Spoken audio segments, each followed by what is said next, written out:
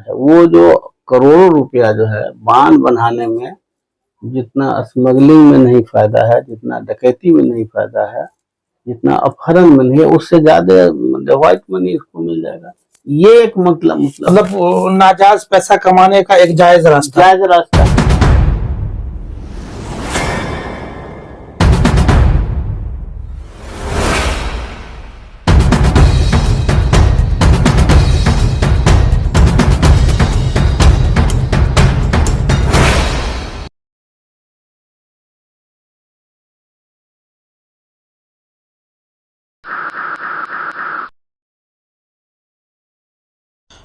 आज अगर बिहार अन्य राज्य की तुलना में पिछड़ा है तो इसके कई कारणों में से एक कारण समय समय पर बाढ़ का आ जाना है, जिससे बिहार के विकास की गति रुक जाती है। सरकार ने अभी तक बाढ़ न आए इस दिशा में बहुत पहल किया है, लेकिन राजद के प्रदेश महासचिव उमेश राय ने एक गंभीर विषय को उठाते हुए कहा कि सरकार बाढ़ न आए इस पर विचार करने के बजाय अगर दूसरी व्यवस्था पर ध्यान दे तो बाढ़ से होने वाले नुकसान को रोका जा सकता है। इससे सरकार के राजस्व की बचत भी होगी और आम लोगों का भला भी होगा। श्री उमेश राय ने हमारे चैनल को दिए इंटरव्यू में कहा है कि 30 साल की तुलना अगर कर लिया जाए तो आज से 30 साल पहले बांध की लंबाई कम हुआ करती थी और बाढ़ भी कम आया करते थे, लेकिन अब 30 साल के बाद देख लें तो बाढ़ की लंबाई बहुत ज्यादा बढ़ गई है, लेकिन बाढ़ आने का मामला भी बढ़ गया है। कुल मिलाकर के सरकार जहां इन मामले में राजस्व को बर्बाद कर रही है, उसके समाधान के उपाय पर अगर मेहनत करे तो सरकार के साथ साथ आम जनता का भी भला होगा। ये उमेश राय का वक्तव्य था। उन्होंने बड़ा आरोप लगाते हुए कहा कि बिहार का जल संसाधन विभाग एक ऐसा विभाग है जहां नाजायज पैसा कमाने के लिए जायज तरीका अपनाया जाता है। बांध बनाने के नाम पर लाखों करोड़ों रुपया की उगाही होती है। उन्होंने गंभीर आरोप लगाते हुए कहा कि इस विभाग से जुड़े ठेकेदार और कर्मियों के अगर संपत्ति की जांच ठीक से की जाए तो कई चौंकाने वाले खुलासे हो सकते हैं। कुछ ही दिनों में इस विभाग के कर्मी और ठेकेदार करोड़ों अरबों रुपए की संपत्ति हासिल कर लेते हैं। आखिर यह कैसे हो पाता है? श्री उमेश राय का ये कहना था कि बांध बनाने के नाम पर लगातार इस विभाग में नाजायज पैसा कमाने के लिए जायज तरीका अपनाया जाता है। क्या कुछ कहा इस संबंध में, चलिए आपको दिखाते हैं। सरकार की योजना है कि अनावश्यक बांध बनावे, उस बांध से जनता को कोई फायदा नहीं, एक भी पूरे बिहार में नहीं है। अब आपको बता दें 1950 में बिहार सरकार ने पहले ये अपने घोषणा किया है सिंचाई जल संसाधन विभाग ने कि हम बांध की उस समय 153 किलोमीटर बांध था मात्र, और 21 लाख हेक्टेयर बाढ़ प्रभावित इलाका था। बांध बढ़ाते बढ़ाते अभी लगभग 5000 किलोमीटर हो गया है, और बाढ़ प्रभावित इलाके की जो आबादी हो गई है वो 73 लाख हेक्टेयर। हमारा 94 लाख हेक्टेयर पूरी जमीन बिहार की है। 94 लाख जमीन में 73 लाख हेक्टेयर बाढ़ प्रभावित है। बांध जो 153 किलोमीटर था वो बढ़ के हो गया है 5000 किलोमीटर, और बाढ़ प्रभावित क्षेत्र का ही इलाका बढ़ता चला गया है। यही बांध के उपलब्धि है। बांध को तोड़ने के लिए भी दुनिया के जो अन्य देश है लगभग 4000 बांध को तोड़े जा चुके हैं नदियों से। अभी एक सम्मेलन हुआ था पटने में, फिर लखनऊ में, फिर हुआ था नेपाल में, तो उसमें हुआ कि 4 वो मेधा पाटेकर जी आई हुई थी, तो वो बता रही थी 4000 4500 बांध के करीब में दुनिया भर के जो है बांध के लोगों ने तोड़ दिया और नदी को फ्री कर दिया। बिहार सरकार में खास तौर से इसमें इंजीनियर और पदाधिकारी का दबाव है कि कैसे हम हजारों करोड़ रुपया को लूट के खा जाएं, ये उनका मुख्य उद्देश्य है। सरकार भी इसी पर चलती है। अब एक हमारे पास में है, मोबाइल में आप कहिए तो हम दिखा देते हैं एक विजय कुमार चौधरी जो भी मानव जल संसाधन मंत्री, पिछले बार भी जल संसाधन मंत्री थे ये, हमको लगता है 10 के आसपास में। तो उनका एक उस समय में इन्होंने कहा कि जब 1 इंच बांध बहता है तो मेरा ब्लड प्रेशर बढ़ जाता है। ये स्थिति उनकी थी और आज उन्हीं के रहनुमाई में बिहार में लगभग हम समझते हैं कि लगभग 300 किलोमीटर बांध इधर बनाने का और 700 कितना किलोमीटर बांध बनाने की योजना हो रही है। और नतीजा है कि उसमें जो बागमती का खास तौर से हम आप बात कर दरभंगा जिला का बागमती, दरभंगा, मुजफ्फरपुर, समस्तीपुर सबका हिस्सा है। सीतामढ़ी से शुरू होता है, शिवहर भी आता है, मुजफ्फरपुर आता है, फिर दरभंगा आता है, मुजफ्फरपुर के बाद दरभंगा है, समस्तीपुर है। ये इतने बड़े इलाके में सुबान, अच्छा हमारे यहाँ का भौगोलिक बनावट है वो तस्तरी नुमा, ये सर इंजीनियर भी कहते हैं कि ये तस्तरी नुमा बनावट है और इस पर बांध बनाना नहीं संभव है, बांध बनाने की जरूरत भी नहीं है। बांध हमारे यहाँ 75 से पहले हर साल होता था, सावन महीना में पूजा होता था और जो भगत होता था उनसे लोग मनता मानते थे कि क्या आप हमको कितना पानी होगा। भगत को कहता था कि 10 बिस्वा, तो लोग कहते थे चलिए 1 चंगेरा लड्डू चढ़ाएंगे, उसमें पूजा धारणा थी। हाँ। जो कहता था कि नहीं इस बार 20 बिस्वा होगा। इसी तरह से वो जो उस समय लोकल भाषा में होता था, तो कहा कि चलिए इसमें कहता था कि इसमें 100 बिस्वा होगा, तो लोग उसको कहते थे कि 10 चंगेरा लड्डू हम चढ़ाएंगे। चढ़ाते भी थे लोग, वो हर किसी शनिचर को, शुक्र को या मंगल के रोज होता था, सोमवार या शुक्र को होता था। लोग अपना, हमारे गांव में पूरे इलाके में होता था। एक गांव की बात क्या है, पानी के बगैर की क्या स्थिति है उसमें हम आपको क्या बतावें, हर एक वाकिफ है कि हर जगह से ट्यूबवेल तो खत्म ही हो रहा है, सबमर्सिबल भी खत्म नहीं होने की कगार पर है। दर्शक को सर हम ब्रीफ कर देते, फिर आगे हम आपसे बात करेंगे।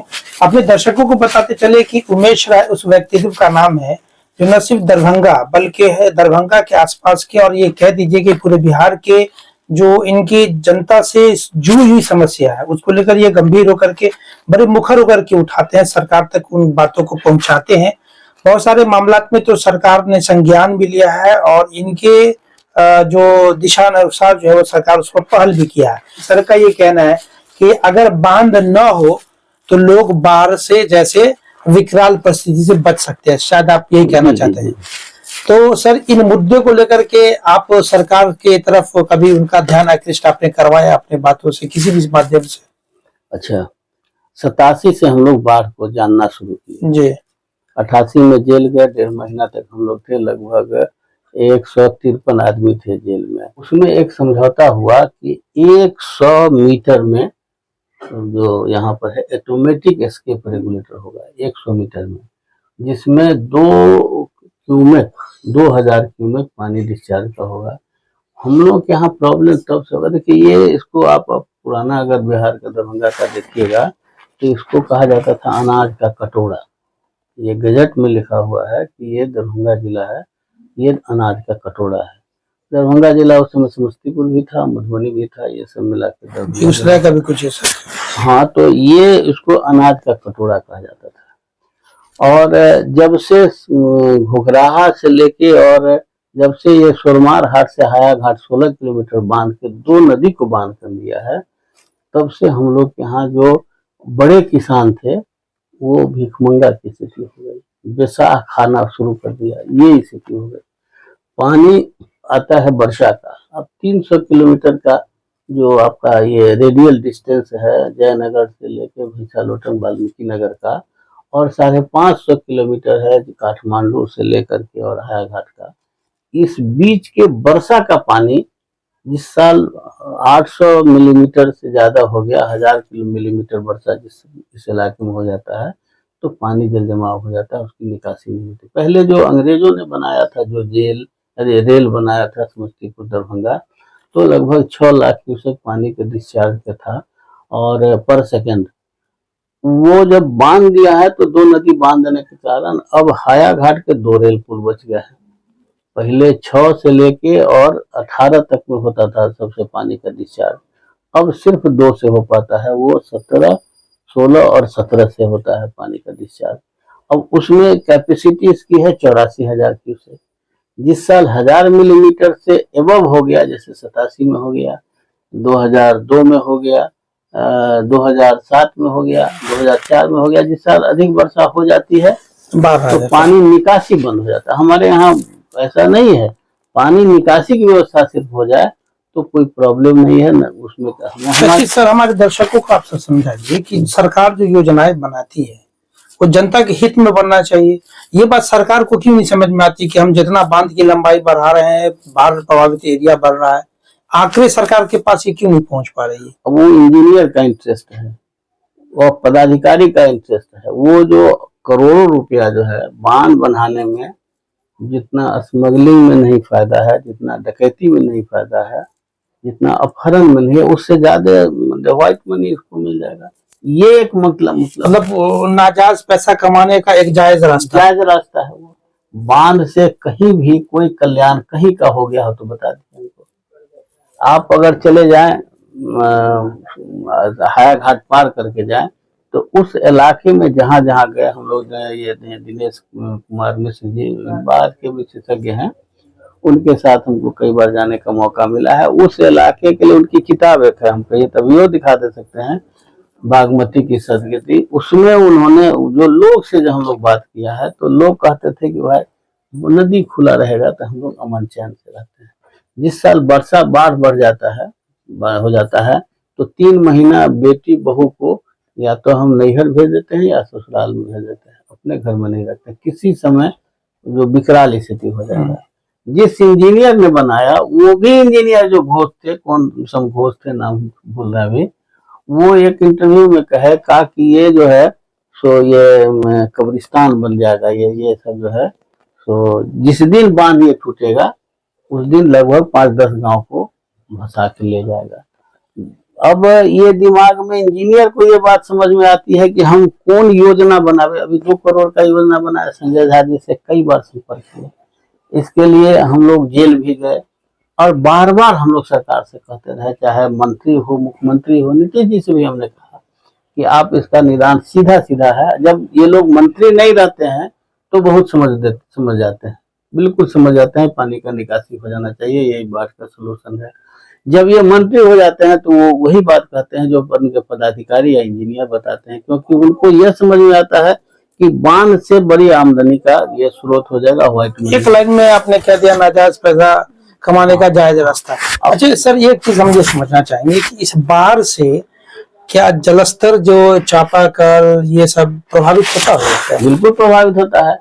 जो जब तक तालाब है, जब तक कुआं है, जब तक दरिया है, तभी तक हमारे पास पानी है। पानी की मात्रा हमारे यहाँ बहुत ज्यादा नहीं है। तो बांध के जो बनाने से जलस्तर नीचे और जा रहा है या नीचे चला जा रहा है? बांध के कारण जलस्तर जो है तो बिल्कुल हमारा भागा चला जा रहा है। आने वाले टाइम में तो समरसेबल भी प्रभावित होगा। वो हो रहा है, होगा नहीं होगा। अच्छा। वो हो रहा है।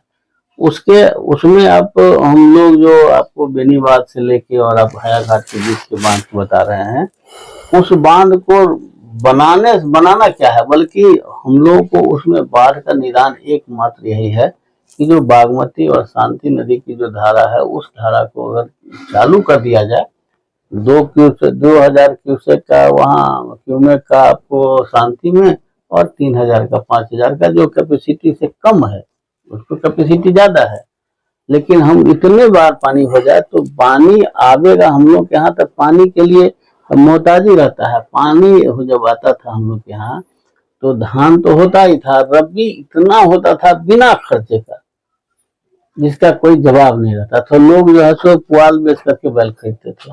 ये स्थिति हम लोग के यहाँ रहती थी।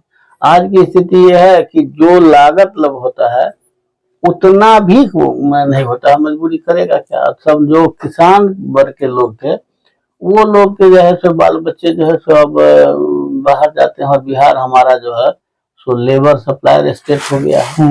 और हमारे जो पॉलिटिकल लोग हैं उनको भी ज्ञान का अभाव है, जानकारी कुछ नहीं है।